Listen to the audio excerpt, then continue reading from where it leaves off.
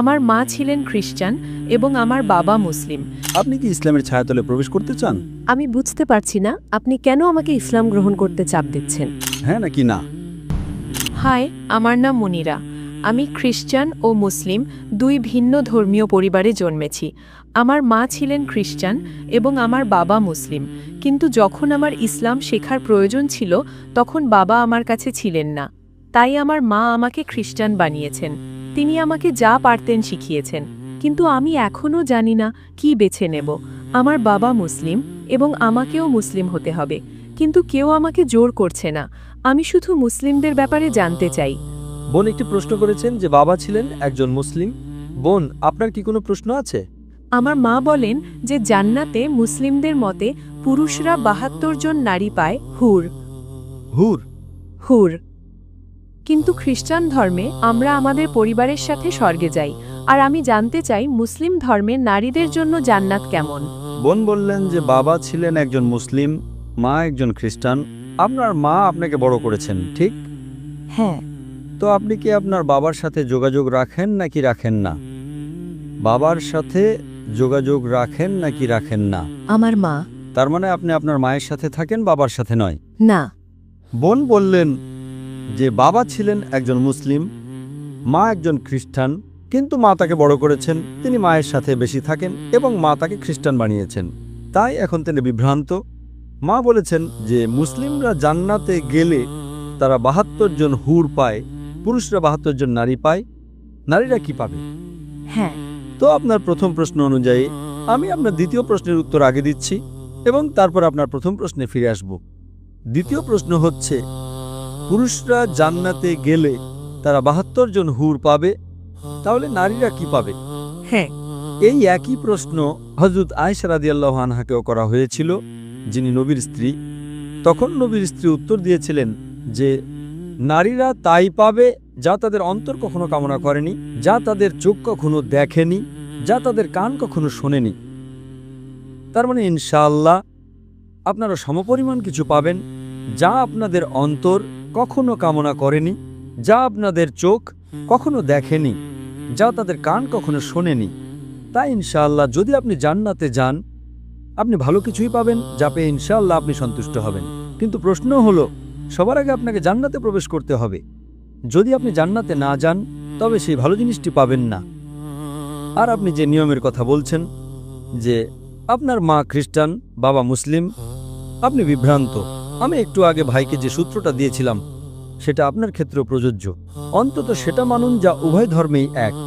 উভয় ধর্মগ্রন্থ কোরআন এবং বাইবেলে যা কমন, অন্তত সেটা মেনে চলুন। বাইবেলের কোথাও বলা নেই যে যিশু ঈশ্বর। বোন, আপনি কি বিশ্বাস করেন যিশু ঈশ্বর? না। খুব ভালো, কারণ বাইবেলের কোথাও বলা নেই, সম্পূর্ণ বাইবেলে একটিও পরিষ্কার বাক্য নেই যেখানে যিশু খ্রিস্ট আলাইহিস সালাম নিজে বলেছেন যে আমি ঈশ্বর বা আমার উপাসনা করো। আমরা বিশ্বাস করি ইসলাম হলো একমাত্র অখ্রিস্টান ধর্ম যা যিশু খ্রিস্ট আলাইহিস সালামের উপর বিশ্বাস করাকে ঈমানের অঙ্গ মনে করে। তাই আপনাকে যিশু খ্রিস্ট আলাইহিস সালামে বিশ্বাস করতে হবে, কিন্তু আমরা বিশ্বাস করি তিনি ছিলেন ঈশ্বরের অন্যতম শক্তিশালী একজন রাসূল। বাইবেল বলে ঈশ্বর এক। যিশু খ্রিস্ট আলাইহিস সালাম বলেছিলেন, এটি গসপেল অফ মার্কের 12 নম্বর অধ্যায়ের 29 নম্বর আয়াতে উল্লেখ আছে। সেখানে বলা হয়েছে, שמע ইসরাঈল আদনাহিনু আদনা ইখাদ, অর্থাৎ শোনো ও ইসরাইল, প্রভু আমাদের ঈশ্বর হলেন একমাত্র প্রভু। আপনি যদি বাইবেল পড়েন, সেখানে মুহাম্মদ সাল্লাল্লাহু আলাইহি সাল্লামের ভবিষ্যৎবাণী সম্পর্কে উল্লেখ আছে। মুহাম্মদ সাল্লাল্লাহু আলাইহি সাল্লামের ভবিষ্যৎবাণী ওল্ড টেস্টামেন্ট এবং নিউ টেস্টামেন্ট উভয় জায়গাতে উল্লেখ আছে। বিস্তারিত বলার মতো সময় আমার হাতে নেই, আমি শুধু রেফারেন্সগুলো দেব। It's mentioned in the book of Deuteronomy, chapter number 18, verse number 18. Muhammad সাল্লাল্লাহু আলাইহি সাল্লামের আগমনের কথা উল্লেখ আছে। In the book of Deuteronomy, chapter number 18, verse number 19. In the book of Isaiah, chapter number 29, verse number 12. In the Song of Solomon, chapter number 5, verse number 16. নবী মুহাম্মদ সাল্লাল্লাহু আলাইহি সাল্লামের নাম উল্লেখ করা হয়েছে। এমনকি নিউ টেস্টামেন্টেও তার ভবিষ্যৎবাণী করা হয়েছে। In the Gospel of John, chapter number 14, verse number 16. In the Gospel of John, chapter 15, verse number 26. In the Gospel of John, chapter number 16, verse number 7. অনেক জায়গায়। আমি আপনাকে মাত্র একটি রেফারেন্স দিচ্ছি। Gospel of John, chapter number 16, verse number 12 to 14 says, তোমাদের বলার মতো আমার অনেক কিছু আছে, কিন্তু এখন তোমরা তা সহ্য করতে পারবে না, কারণ তিনি যখন সেই সত্যের আত্মা আসবেন, তিনি তোমাদের সমস্ত সত্যের পথ দেখাবেন। তিনি নিজের থেকে কিছু বলবেন না, তিনি যা শুনবেন তাই বলবেন, তিনি আমাকে মহিমান্বিত করবেন। এই ভবিষ্যৎবাণীটি সর্বশেষ ও চূড়ান্ত রাসূল মুহাম্মদ সাল্লাল্লাহু আলাইহি সাল্লাম ছাড়া আর কারো দিকে ইঙ্গিত করে না। আপনি যদি আরও বাইবেল পড়েন এবং কোরআন পড়েন, কোরআন বলছে মদ পান করো না। Chapter 5, verse number 90. বাইবেল বলছে In the book of Proverbs, chapter 20, verse number 1. And the book of Ephesians, chapter 5, verse number 18. মদ পান করো না। কোরআন বলছে শূকরের মাংস খেও না। Surah Baqarah, chapter 2, verse 173. Surah Ma'idah, chapter 5, verse number 3. Surah An'am, chapter 6, verse 145. Surah Nahl, chapter 16, verse number 115. 4টি জায়গায়, বাইবেল 3টি জায়গায় বলছে শূকরের মাংস না খেতে।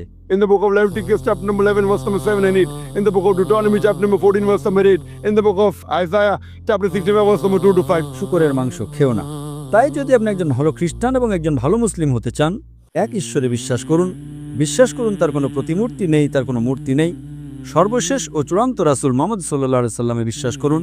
মদ পান করবেন না, শূকরের মাংস খাবেন না, জুয়া খেলবেন না। কোরআন হিজাব সম্পর্কে বলছে Surah Nur, chapter 24, verse number 30 and verse number 31. যে নারীদের শালীনতার সাথে পোশাক পরা উচিত। একই কথা বাইবেলের Book of Deuteronomy, chapter number 22, verse number 5. নারীদের এমন পোশাক পরা উচিত নয় যা পুরুষের সাথে সম্পৃক্ত, এবং পুরুষেরও নারীর পোশাক পরা উচিত নয়।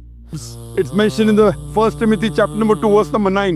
যে নারীদের সংযত এবং লজ্জাশীলতার সাথে পোশাক পরা উচিত, তাদের দামি পোশাক এবং চুলে স্বর্ণের বেণী থাকা উচিত নয়। It's mentioned in the 1 Corinthians, chapter number 11, verse number 5 and 6. যে নারী মাথা অনাবৃত রাখে সে তার মাথাকে অসম্মান করে, তার মাথা মুড়িয়ে ফেলা উচিত। কোরআনের চেয়ে বাইবেল বেশি কঠোর।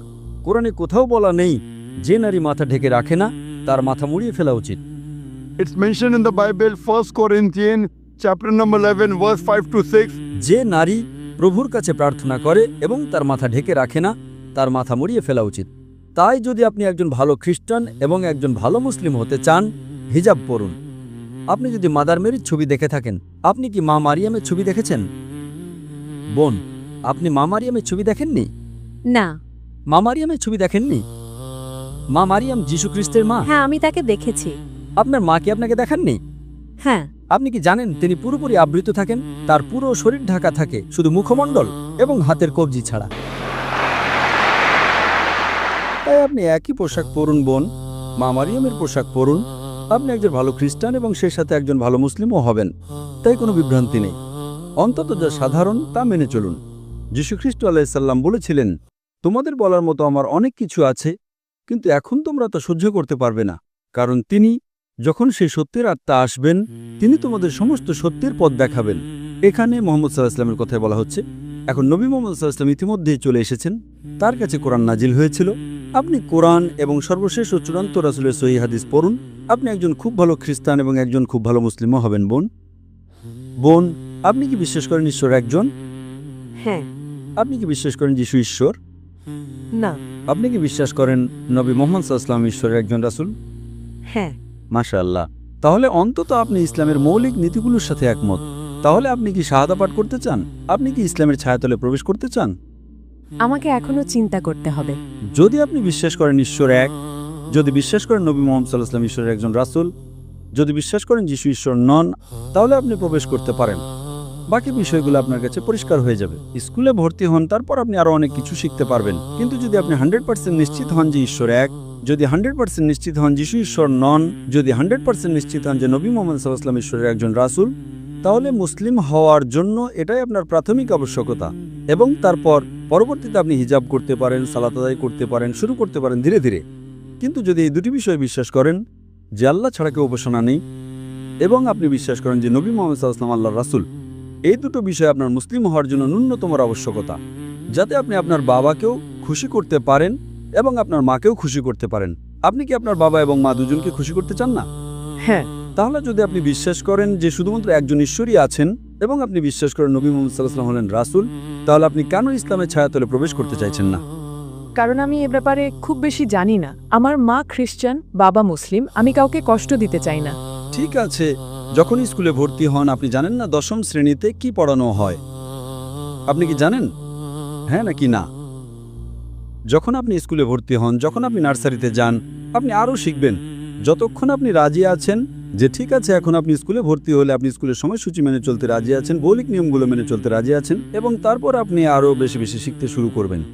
তো এখানে যদি আপনি মৌলিক নিয়মগুলোর সাথে একমত হন যে ঈশ্বর এক, যিশু ঈশ্বর নন, তিনি ঈশ্বরের একজন রাসূল, এবং নবী মুহাম্মদ সাল্লাল্লাহু আলাইহি ওয়াসাল্লাম ঈশ্বরের একজন রাসূল, এগুলো হলো প্রাথমিক আবশ্যকতা। পরবর্তীতে আপনি যত বেশি বেশি জ্ঞান অর্জন করতে থাকবেন, আপনার আমল বাড়তে থাকবে, আপনি একজন ভালো খ্রিস্টান এবং সেই সাথে একজন ভালো মুসলিমও হবেন বোন।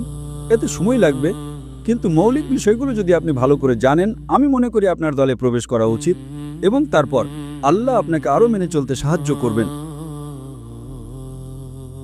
বোন, আপনি কি ইসলাম গ্রহণ করতে চান? এখন না। ঠিক আছে, ইনশাল্লাহ বাড়িতে যান, এটা নিয়ে চিন্তা করুন আর নিশ্চিত হন। একবার নিশ্চিত হলে দ্রুত প্রবেশ করুন। আপনি জানেন না আপনি কতদিন বাঁচবেন, একেবারে না হওয়ার চেয়ে দেরিতে হওয়া ভালো। আর আপনি জানেন না আপনি কতদিন বাঁচবেন, তাই আমার আপনার অনুরোধ, আপনি বাড়িতে যান, আরও গবেষণা করুন, আরও পড়াশোনা করুন, এবং যত দ্রুত আপনি নিশ্চিত হবেন, আপনি ইসলামের ছায়াতলে আসুন, যাতে আপনি জান্নাতে যেতে পারেন, আপনি স্বর্গে যেতে পারেন। অন্যথায় আপনি জান্নাতে যাবেন না। আশা করি উত্তরটা পেয়েছেন। ধন্যবাদ।